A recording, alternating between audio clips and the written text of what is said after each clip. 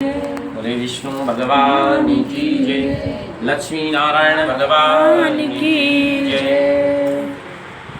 कथा जो कि सत्यनारायण भगवान, यहाँ पर जितने भी लोग बैठे हैं सभी ने प्राय सुनी है ना आप लोगों ने। तो कथा के बारे में तो लगभग सबको मालूम है।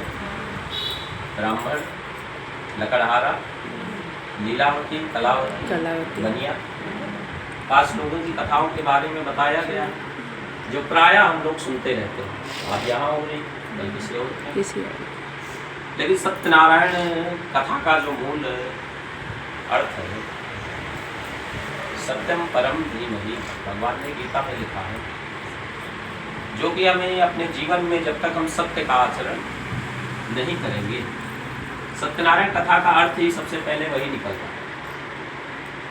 क्योंकि कथा या पूजन हम इसीलिए करते हैं ना कि हमारा जीवन कैसे सही रहे, सही स्थिति से चले। कथा में यही तो बताया है कि हमें अपने जीवन को कैसे जीना चाहिए, अपनी मर्यादाओं में रहकर।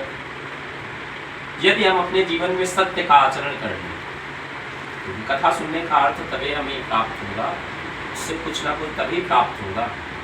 पता लगा इस कान से सुना, आज यहाँ हो रही, कल किसी और के यहाँ हो गया, और इससे निकाल दिया, तो उस कथा से ना हमारे सुनाने का ना आप लोगों के सुनने का। उस कथा का सबसे पहला अर्थ जो कि हमें अपने जीवन में सत्य का आचरण करना है, वो तो हमसे हो ही नहीं पाता। और उनकी एक ऐसी व्यवस्था बना दी गई कि हर 10 मिनट में एक झूठ हम लोग बोल ही देते हैं। सही बात। लेकिन उस झूठ से हमें कोई लाभ मिलता है? लेकिन ऐसा हमें नहीं करना चाहिए।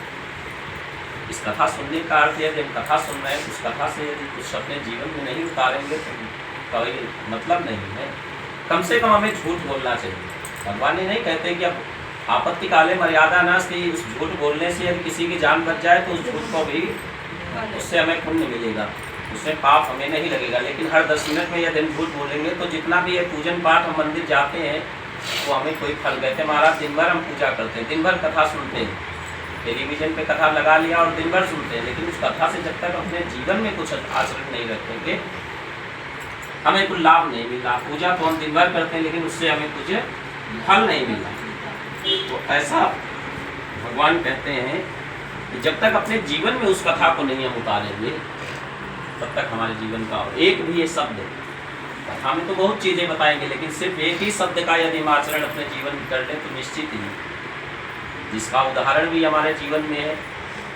पांडव 5 थे और कौरव कितने थे? अधिक थे, लेकिन अंततः सत्य की जीत हुई, क्योंकि धर्म वहीं पर होता है जहाँ सत्य होता है।